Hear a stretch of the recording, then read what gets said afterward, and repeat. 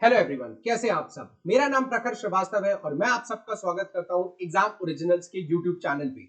आज हम जो करने जा रहे हैं वो है डेली करंट अफेयर्स, यानी आज का अखबार हम पढ़ेंगे, आज की डेली न्यूज पढ़ेंगे जो जो न्यूज़पेपर में आई है, और इसी के साथ साथ जो उसके बाद भी 2-3 बजे तक आती है हम वो कवर अप करने की कोशिश करते हैं। इस लेक्चर में हम दैनिक भास्कर एमपी के न्यूज के लिए plus the Hindu, Indian express और मिनिस्ट्री वेबसाइट, इंटरनेशनल और नेशनल न्यूज के लिए यूज करते हैं।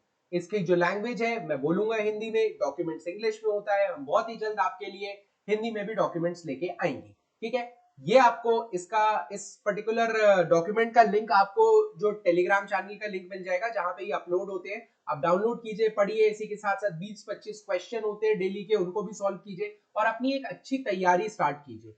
तो चलिए आज का अखबार स्टार्ट करते हैं। 10 मई 2022 का अखबार है और पहली न्यूज की तरफ चलते हैं। तो देखो, एक साइक्लोन आ रहा है आसानी, हमने ये कल की न्यूज में भी देखा था। और देखो आज की 2-3 न्यूज जो है वो इस पर्टिकुलर साइक्लोन से जुड़ी हुई है, तो मैं 2-3 न्यूज को साथ में लेके चलूंगा। एक सेकेंड। अच्छा,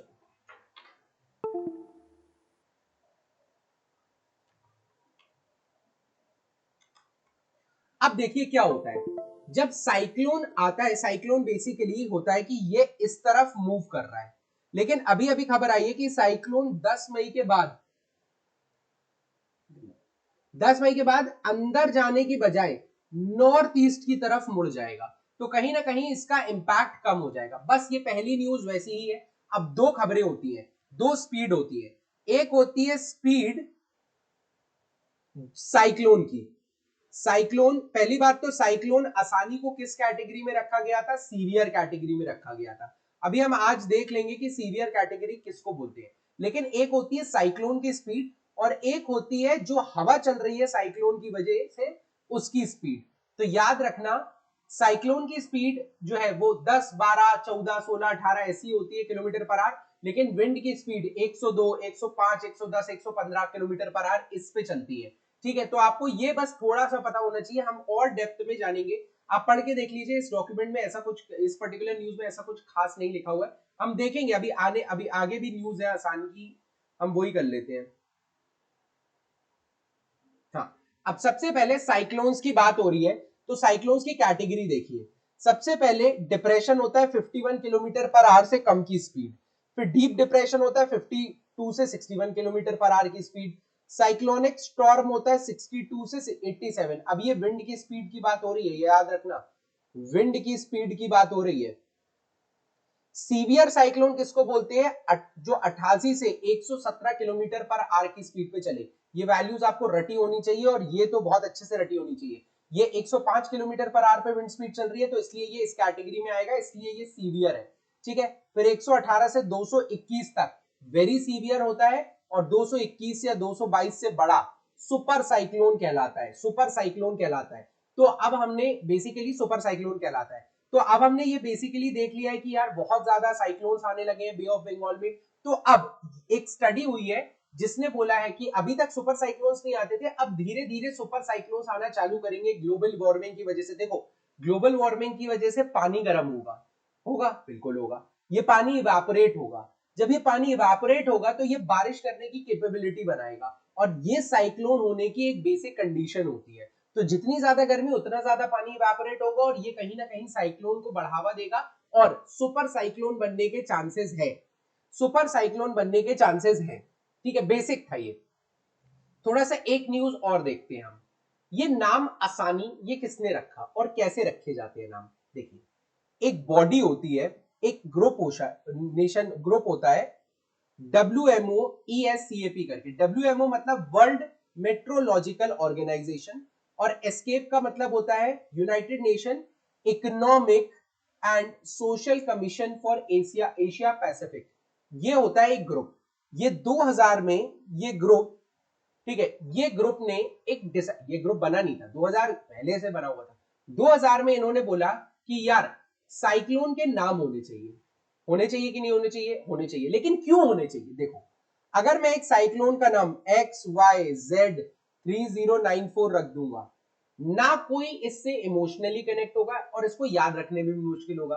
तो अगर आपको सीवियरिटी बतानी है किसी चीज की तो उसको एक कॉमन नाम देना पड़ेगा। अब कॉमन नाम, हमारे कॉमन नाम अलग होते हैं, थाईलैंड के कॉमन नाम अलग होते हैं। तो ये जितने भी मेंबर्स थे ना, इन्होंने बोला बारी बारी हम नाम रखेंगे। तो सबसे पहले जो निसर्ग आया था वो बांग्लादेश ने नाम रखा था, फिर गति इंडिया ने रखा था, निवार ईरान ने रखा था, बुरेवी मालदीव्स ने रखा था, तोक्ते ये भी बहुत फेमस साइक्लोन था, ये म्यांमार म्यांमार ने रखा था, यास ओमान ने रखा था, यास भी आपको पता है, ठीक है। अब गुलाब पाकिस्तान ने रखा था, शाहीन कतर ने रखा था, जवाद जो इसके जस्ट पहले आया था वो सऊदी अरेबिया ने रखा था, और आसानी जो अभी आया हुआ है ये श्रीलंका ने नाम रखा है। तो ये श्रीलंका आपको पता होना चाहिए, आसानी नाम किसने रखा है, श्रीलंका ने रखा है, और ये सब आ चुके हैं, ठीक है। अगला नाम थाईलैंड रखने वाला है और उसका नाम क्या होगा, सित्रंग। अगला जो है वो थाईलैंड रखने वाला है, यहां लिख लो द नेक्स्ट साइक्लोन, जो आने वाला साइक्लोन है, अब जो भी अगला साइक्लोन आएगा उसका नाम होगा सित्रंग, और ये किसने दिया है, थाईलैंड ने दिया है, ठीक है। तो याद रखना ये सब की शुरुआत 2000 में हुई थी, WMO ने शुरुआत करी है, ठीक है। बहुत सारी कंट्रीज है, उन कंट्रीज के नाम लिखे हुए हैं, ये कंट्रीज जो है, ये कंट्रीज बेसिकली आपको ये पता चल जाएगा कि ये कैसे नाम रखती है, ठीक है। तो 13 कंट्रीज है, ये 13 कंट्रीज आपको रटी होनी चाहिए जो जो बेसिकली नाम रखती है ट्रॉपिकल साइक्लोन्स के, क्योंकि देखो ट्रॉपिकल साइक्लोन्स एमपी ये इंडिया और इंडियन ओशन वाले रीजन में आता है, इंडियन ओशन, ठीक है, Arabian Sea, Bay of Bengal, ठीक है, अंडमान सी, यही वाले रीजन में आता है, ठीक है, जो इंडिया के नीचे वाला एरिया। तो यहाँ की सारी कंट्रीज हमने ले ली है और बारी बारी से ये नाम रखते हैं। क्यों नाम रखते हैं, ताकि लोगों को पता चले कि ये क्या है और लोगों के लिए आसान रहे ये याद रखना। तो ये कंट्रीज के नाम आपको रटे होने चाहिए, रटे होने चाहिए, ठीक है। इसकी अब क्या ट्रिक्स है वो मैं आपको बना के दे दूंगा, ठीक है। अब वर्ल्ड मेट्रोलॉजिकल ऑर्गेनाइजेशन 23 मार्च 1950 को स्टैब्लिश हुई थी, ये सबसे पहले तुम्हें पता होना चाहिए। सब तो ये तो रटा ही होना चाहिए, जितनी भी ये यूनाइटेड नेशंस की एक बॉडी है, तो यूनाइटेड बॉडी नहीं है, एजेंसी है, एजेंसी। तो यूनाइटेड नेशन की जितनी 17 एजेंसी है, 17 एजेंसी होती है, यूनिसेफ, ठीक है, वर्ल्ड हेल्थ ऑर्गेनाइजेशन, ये सब के आपको हेडक्वार्टर, ठीक है, प्लस आपको कब ये बनी है ये रटे होने चाहिए। और इनमें से सबसे पुरानी कौन सी है, इंटरनेशनल लेबर ऑर्गेनाइजेशन 1919 में बनी थी, जो नहीं और पुरानी है, टेलीकम्युनिकेशन वाली और पुरानी है,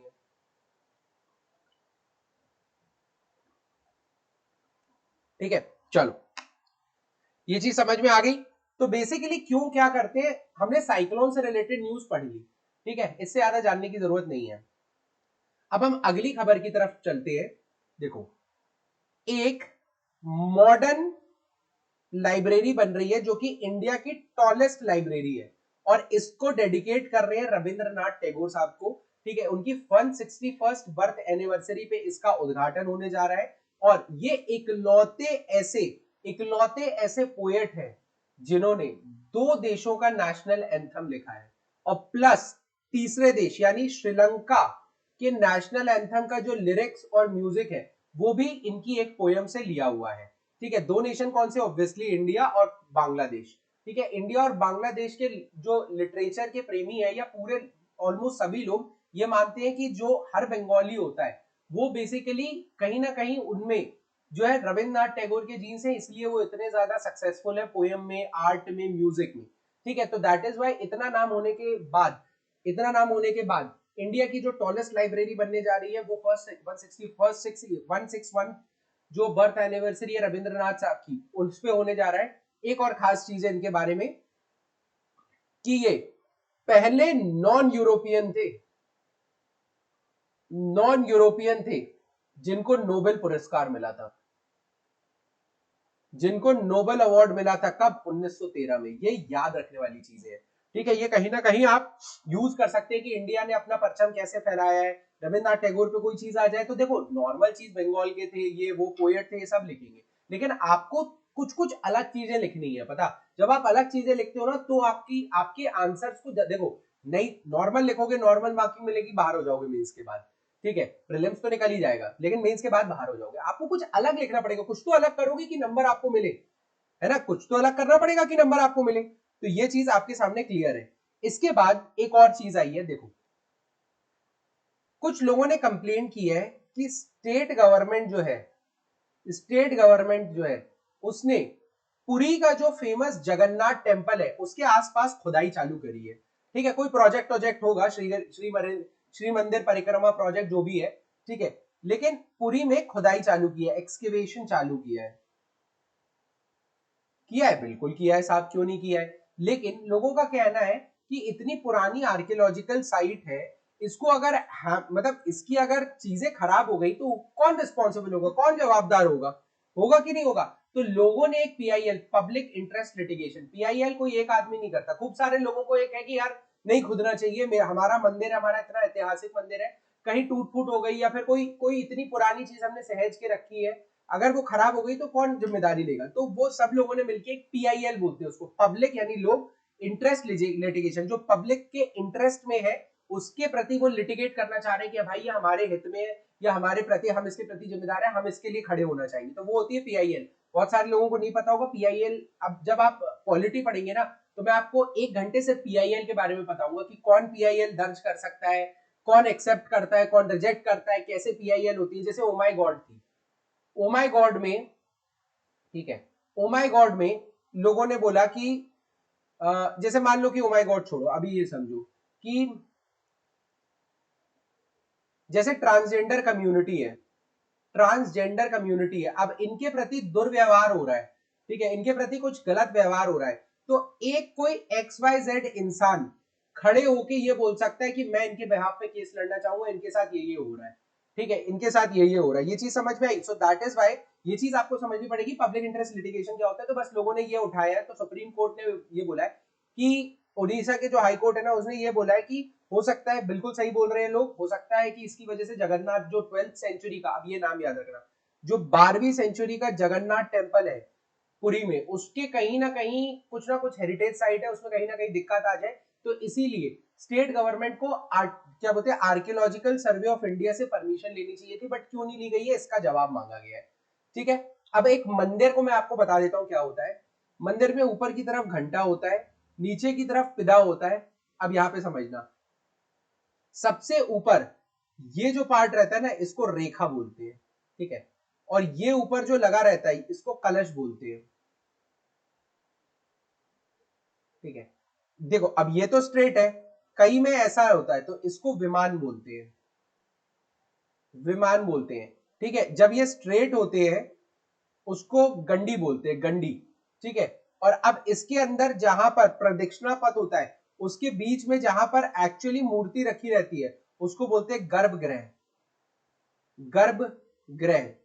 ये याद रखना है आपको कुछ चीजें, बस ये कहीं ना कहीं पूछी जा सकती है। गर्भगृह वो जगह होती है जहां पर मूर्ति को असली में रखा जाता है, ठीक है। सुपर साइक्लोन की बात कर ली, ये हमने बात कर ली, अगली न्यूज की तरफ चलते हैं। अगली न्यूज क्या कहती है, अगली न्यूज मैं आपको ऑलरेडी दे चुका हूं, राखी गढ़ी से दो दो स्केलेटन फाइंड आउट हुए हैं, ठीक है, यानी दो कंकाल प्राप्त हुए। अब इनकी स्टडी से ये पता चलेगा लोग कैसे रहते थे, उनका खान पान क्या था, घर कैसे होते थे, ड्रेनेज सिस्टम कैसे होता था, तो ये सारी चीजें, वो क्या पहनते थे, ज्वेलरी में क्या पहनते थे, ये सारी चीजें पता चलेंगी। मैं आपको मैप से कुछ चीज बताना चाहूंगा। हड़प्पा जो है वो पाकिस्तान में यहां आता है, ठीक है, उसके उसके जस्ट नीचे कालीबंगन आता है, ठीक है, ये कहां पर है, ये हमारे साइड है राजस्थान में। फिर उसके जस्ट बाजू में आता है राखी गढ़ी, ये हरियाणा में है, ठीक है। उसके बाद नीचे गुजरात में आता है धौलावीरा, लोथल। और अगर उसकी बात करूं मोहनजोदाड़ो की, तो मोहनजोदाड़ो ये जो इंडस रिवर है ना उसके लेफ्ट साइड आता है, और हड़प्पा हमारी तरफ आता है। तो अगर पूछा जाए कि हमारे यहाँ से सबसे पास इंडस वैली की साइड कौन सी है, तो याद रखना हड़प्पा है, हड़प्पा, ठीक है। ये मैप समझ में आया, अब आगे बढ़ते हैं, ठीक है। ये कुछ भी नहीं है, ये सब वही लिखा गया है, अब आप पढ़ना चाहो तो पढ़ लो, बट बेसिकली ये बोला गया है कि हड़प्पा से हम क्या क्या फाइंड आउट कर सकते हैं। इतनी सारी चीजें मिली हुई है, तो हो सकता है कहीं ना कहीं ये हमें बहुत सारी चीजें जानने में हेल्प करे, ठीक है, बस बाकी कुछ भी नहीं लिखा हुआ है। इसके बाद क्या हुआ देखो, प्राइम मिनिस्टर ऑफिस में के बाहर लोग हंगामा कर रहे थे, ठीक है, हंगामा कर रहे थे। अब क्या हुआ, यहां पे एक मिनिस्टर निकले, उनने अपना आपा खो दिया और यहां पर फायरिंग करी। फायरिंग करने से 2 लोगों की डेथ हो गई, ठीक है। अब लेकिन ये चाहते नहीं थे यार, ये प्रेशर में थे। आप समझ रहे हो कि प्रेशर कितना ज्यादा बन गया कि मतलब आपने मूवीज में देखा है कि मैं मारने जा रहा हूँ, मैं मारने जा रहा हूँ, उस टाइप की कुछ कंडीशन होगी। और ये मारना नहीं चाहते थे, he was not a wrong man, लेकिन वो इतने प्रेशर में आ गए, उन्होंने अपना आपा खो दिया और भीड़ की तरफ गोली चला दी, तो 2 लोगों की डेथ हो गई। अब इसके बाद तुरंत बात इनको समझ में आ गया कि कुछ गड़बड़ हुआ है, तीसरी गोली इन्होंने अपने आप को मार ली। ठीक है, तीसरी गोली इन्होंने अपने आप को मार ली। और ये सब मतलब कारनामा देख के जो उस समय के प्रेसिडेंट है महिंद्र राजपक्सा, ठीक है, एक तो ये पूरे नाम ही बहुत दिक्कत है, ठीक है, सॉरी प्रेसिडेंट बोल रहा हूँ, प्राइम मिनिस्टर, ठीक है, प्राइम मिनिस्टर ने बोला कि भाई अब नहीं हो पाएगा, आई विल रिजाइन। ठीक है, तो ये पूरी कहानी थी। इस पूरी कहानी में आपको बस ये याद रखना है कि किसने मारा था। तो एक एमपी थे अमारा कीर्ति अत्तू कोरल्ला, इन्होंने 2 लोगों को गोली मारी थी। और श्रीलंकन प्राइम मिनिस्टर ने, ठीक है, और उनके ऑफिशियल रेसिडेंस टेम्पल ट्रीज, उनके ऑफिशियल रेसिडेंस का नाम टेम्पल ट्रीज है। यहां पर एक बेसिकली आप कह सकते हैं कि मतलब इसके बाहर लोगों को आग लगाई, ट्रक को आग लगाई गई, बहुत ज्यादा चीजें चल रही थी। और इन सब के चलते जो जो प्राइम मिनिस्टर थे उनने रिजाइन कर दिया, तो ये श्रीलंका में कैसे हालात है मैं आपको बता रहा हूँ अभी। ठीक है, उसके बाद क्या है कि सेडिशन लॉ की बात आ रही है। अब सेडिशन लॉ क्या होता है ना, वो समझो, बहुत ज्यादा जरूरी। अच्छा, यहाँ लिखा नहीं है, देखो मैं आपको बता रहा हूँ। सेडिशन लॉ की बहुत इंपॉर्टेंट चीजें होती हैं। सेडिशन पहली बात 124 आर्टिकल 124 ए के अंदर दिया हुआ है। अब ये क्या कहता है, सबसे पहली बात, ये कॉलोनियल टाइम्स में आया था, मतलब अंग्रेजों के समय में आया था, जब इंडिया कॉलोनियल टाइम, मतलब जब जो भारत था वो एक कॉलोनी था ब्रिटिश राज की। तब क्या बनाया था अंग्रेजों ने, देखो क्या होता था कि बहुत सारे फ्रीडम फाइटर्स होते थे, वो जब जब वो उठ रहे हैं तो आवाज भी उठाएंगे अपनी की भारत छोड़ो ये वो। तो ये अगर आपने सरकार के खिलाफ गलत बात करी है तो आप पे देशद्रोह और सिडिशन का चार्ज लग जाएगा। ठीक है, बिल्कुल सही बात है, लेकिन ये कहीं ना कहीं गलत थी। अगर आप अपनी खुद की आवाज उठा रहे हो तब भी सेडिशन, लेकिन कहीं ना कहीं ये सही भी है कि यार आप इतनी आवाजें उठाओगे कि सरकार अपना काम ही ना कर पाए। आप देखो, ऑपोजिशन कभी भी सरकार के खिलाफ आवाज उठा सकता है, समझ रहे हो ना, कि कभी भी ये कर दिया वो कर दिया, सरकार ऐसी है सरकार वैसी है, तो अल्टीमेटली सरकार काम ही नहीं कर पाएगी, पूरा ध्यान इन चीजों पे रहेगा। तो सेडिशन लॉ के बेनिफिट और लॉस दोनों थे। बेनिफिट ये था कि लोग एक डेकोरम में रहते, लोग एक स्ट्रक्चर में रहते। और इतनी बड़ी जनता को अगर आपको वो करना है ना, मेरा ये मानना है पर्सनली, इतनी बड़ी जनता को अगर अच्छे से ग्रो करवाना है तो आपको थोड़ा स्ट्रिक्ट मैडम, जो स्कूल की स्ट्रिक्ट मैडम होती है ना, वैसे कुछ रूल्स अप्लाई करने पड़ेंगे। सरकार ने बोला ये तो ये, मान लो सरकार बोल रही है ये कोई एक पर्टिकुलर चीज, उसमें 70 लोग अग्री किए, 30 नहीं अग्री किए, तो 30 सरकार के खिलाफ बोलने लगेंगे। अब सरकार के खिलाफ बोलने लगेंगे तो फिर दंगे होंगे, ये होगा वो होगा।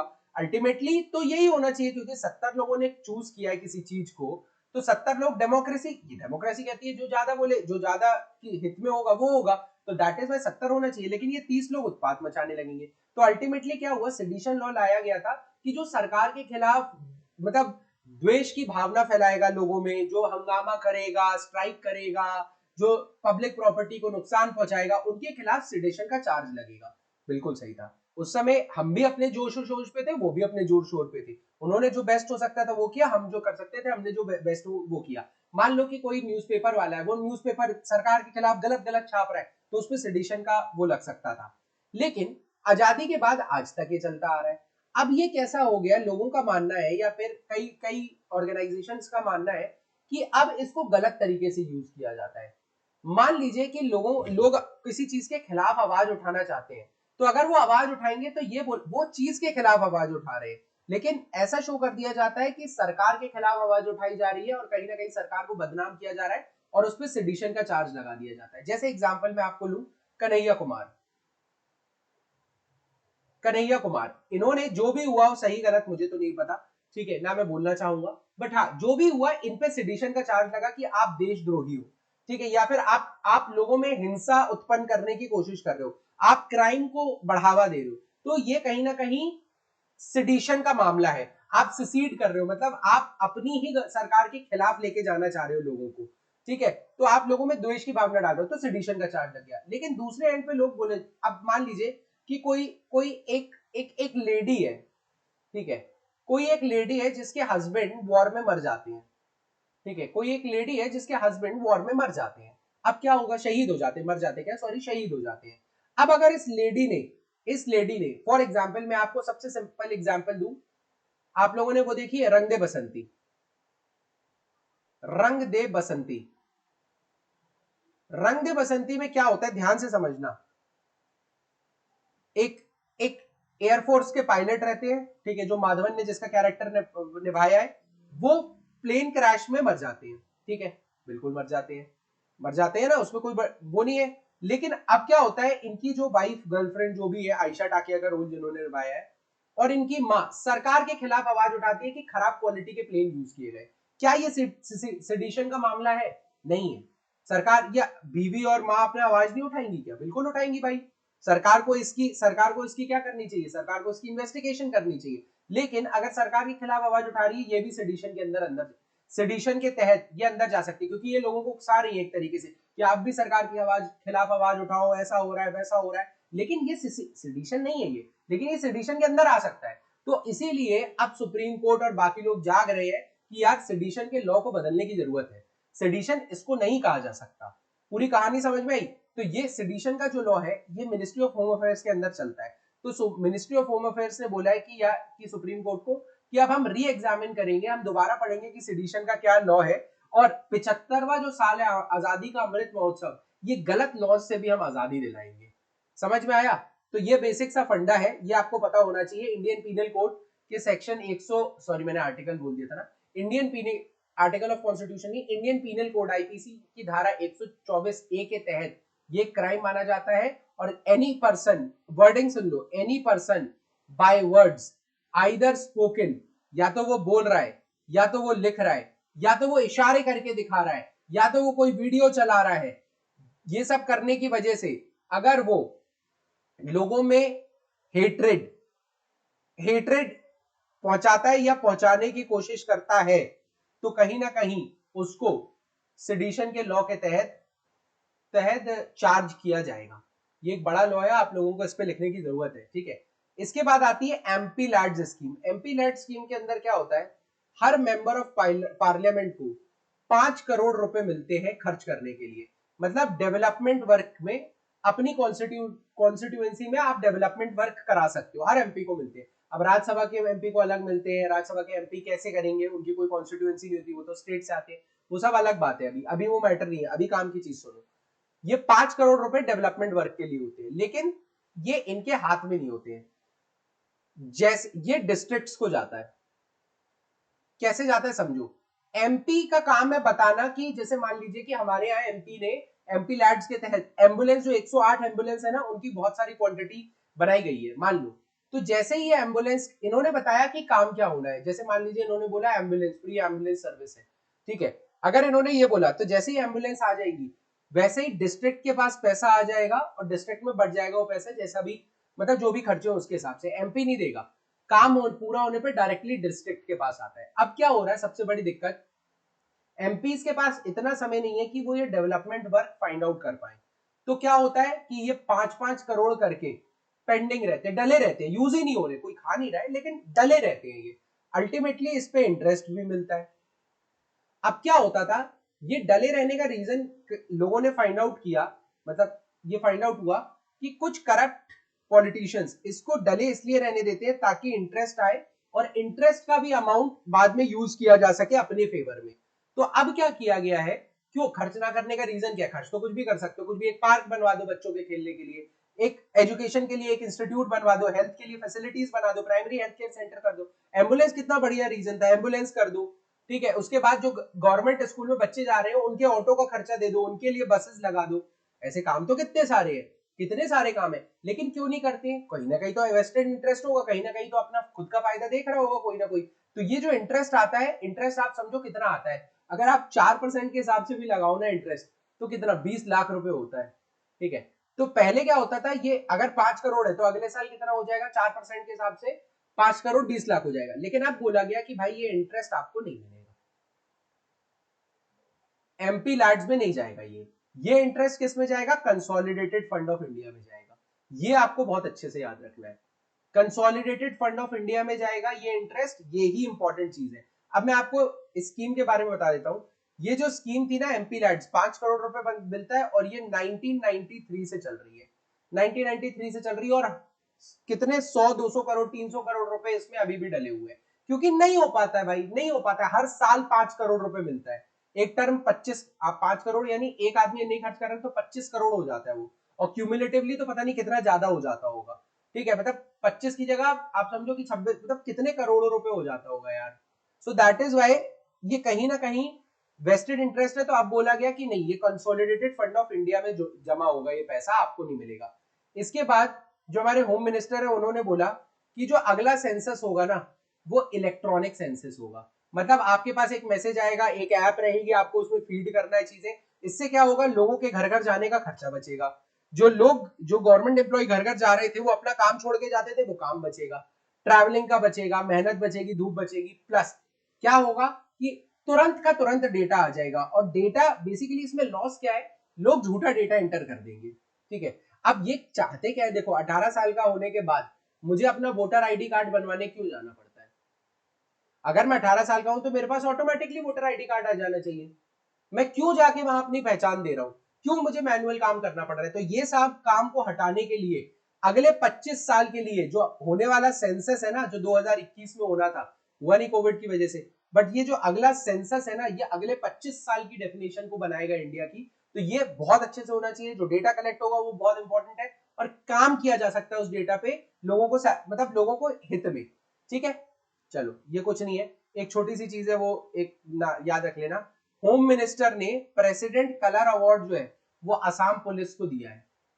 ठीक है, होम मिनिस्टर ने जो प्रेसिडेंट्स कलर अवार्ड है ना वो असम पुलिस को दिया है। होम मिनिस्टर ने जो दिस प्रेसिडेंट कलर अवार्ड है वो असम पुलिस को दिया हुआ है। इसके बाद एक अलग चीज आती है, ये न्यूज बिल्कुल काम की नहीं है आपके लिए, क्योंकि देखो अभी सबसे ज्यादा लो हिट किया है। ठीक है, रुपए वर्सेस डॉलर में, रुपए वर्सेस डॉलर में रुपए गिर रहा है। ठीक है, रुपए गिर रहा है।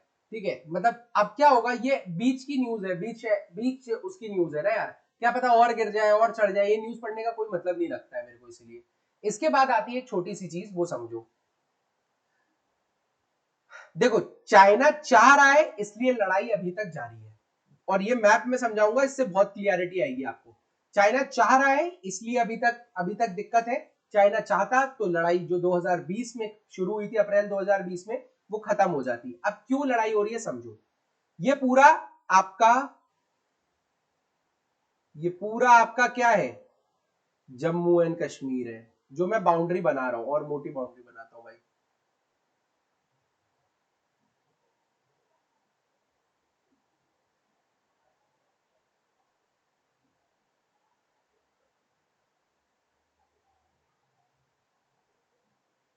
ये जो है आपका जम्मू एंड कश्मीर है। Is it clear? अब आप समझो कि क्या हो रहा है, ध्यान से समझना। ये वाला जो रीजन है, ये वाला रीजन पाकिस्तान के पास है। इसको हम बोलते हैं पीओके, पाकिस्तान ऑक्यूपाइड कश्मीर। ठीक है, और कई इंटरनेशनल मैप्स ये हिस्सा पाकिस्तान का ही दिखाते हैं। इसके बाद यहां समझो येलो कलर से, ये जो रीजन है, ये जो रीजन है, ये क्या है, ये रीजन भी पाकिस्तान के पास ही था, बट पाकिस्तान ने गिफ्ट में चाइना को दे दिया है, गिफ्ट में चाइना को दे दिया है। इसके बाद ग्रीन कलर का रीजन समझो, ये जो रीजन है, ये रीजन है इंडिया का, लेकिन ये चाइना ने हटाया। जैसे वो पाकिस्तान ऑक्यूपाइड कश्मीर है, ये कौन सा है, चाइना ऑक्यूपाइड इंडिया। ठीक है, तो अब ये इंडिया का है लेकिन चाइना लेता है इसको। समझ में आया? सिमिलरली यहां पर आते हैं, ये आपका भूटान है, ये आपका बांग्लादेश है, ये अरुणाचल का एरिया है। अब ध्यान से समझो, अरुणाचल और चाइना में मैकमोहन लाइन है जो डिवाइड करती है बॉर्डर को, जो डिवाइड करती है बॉर्डर को। चाइना और इंडिया में जो एक, तिब्बत और इंडिया में जो एक डिफरेंस, तिब्बत और अरुणाचल प्रदेश में जो डिफरेंस है वो मैकमोहन लाइन की वजह से है। लेकिन इस पे मैकमोहन लाइन को चाइना नहीं मानती। ठीक है, चाइना नहीं मानती, और ये वाला जो रीजन है ये चाइना बोलती है कि भाई हमारा है, ये चाइना बोलती है कि हमारा है। ठीक है, तो अब आपको पता चल गया कि दो एरिया में इश्यूज होते हैं, एक चाइना के साथ ये वाले एरिया में इशू होता है, एक चाइना के साथ ये वाले एरिया में इशू होता है। ठीक है, अब मैं क्लियर कर देता हूं। अब देखो, कुछ कुछ चीजें हैं वो समझो। सबसे पहले इस एरिया का डिस्प्यूट हो रहा है। ठीक है, फिर यहाँ पर जो काला पानी वाला एरिया है उसका डिस्प्यूट हो रहा है, ठीक है। तो आपको पता होना चाहिए ये डिस्प्यूट क्यों हो रहे हैं। ये डिस्प्यूट है कि चाइना बोलता है हमारा है, हम बोलते हैं हमारा है, ठीक है। अब दूसरी बात है, जो पाकिस्तान और अफगानिस्तान की बाउंड्री को अलग करती है ना, उसको बोलते हैं दुरंद लाइन। लेकिन देखा जाए तो ये वाला, अब ध्यान से समझो, इंडिया जो पाकिस्तान, क्या इंडिया अफगानिस्तान को टच करता है? तो ध्यान से देखो, ये वाला जो पोर्शन है, ये वाला जो पोर्शन है इंडिया का, वो ये वाला पार्ट पूरा क्या है? अफगानिस्तान है। तो ये वाला जो ब्लू वाला पार्ट है ना, ये रेड कर दिया मैंने, और लो, ये वाला पार्ट, ये वाला पार्ट इंडिया और अफगानिस्तान टच करते हैं। बट अगर ध्यान से देखो तो ये कहीं ना कहीं पाकिस्तान ऑक्यूपाइड कश्मीर में है, पाकिस्तान ऑक्यूपाइड कश्मीर में। तो ऑफिशियली इंडिया, मतलब ऑफिशियली इंडिया के हिसाब से इंडिया अफगानिस्तान को डायरेक्टली टच करता है, बट पाकिस्तान के हिसाब से वो वाला पार्ट पाकिस्तान का है और इंडिया अफगानिस्तान को डायरेक्टली टच नहीं करता है। ये पूरी चीज समझ में आ गई। ये पूरा फंडा है। कहा यह जा रहा है कि चाइना चाहता तो सॉल्व कर लेता, चाइना इसको जिंदा रखना चाह रहा है, इसलिए ये मैटर अभी तक जिंदा है, ठीक है। इसके बाद एक छोटी सी चीज है कि ये जितने आइलैंड है ना, यहाँ पर गैस पावर प्लांट बनाने की परमिशन मिल गई है। अब देखो, यूजुअली ऐसी नेचर वाली जगह पे कोई भी फालतू का काम नहीं होता है। तो अभी भी यही है कि आइलैंड कोस्टल रेगुलेशन 2019 के हिसाब से जो आइलैंड 100 स्क्वायर किलोमीटर से बड़े हैं ना, उनपे ये प्लांट लगाया जा सकता है। और इसीलिए बहुत सारे वो है जो क्वालिफाई कर गए। छोटी सी न्यूज थी एनवायरमेंट की, आपको पता होना चाहिए कि अब गैस पावर प्लांट वहां पर भी लगाए जा सकते हैं। अब बहुत बढ़िया चीज है, एक ऑपरेशन दूधी हुआ था। ऑपरेशन दूधी में 5 मई 1991 को क्या हुआ था? इंडियन असम राइफल्स के 15 सोल्जर्स ने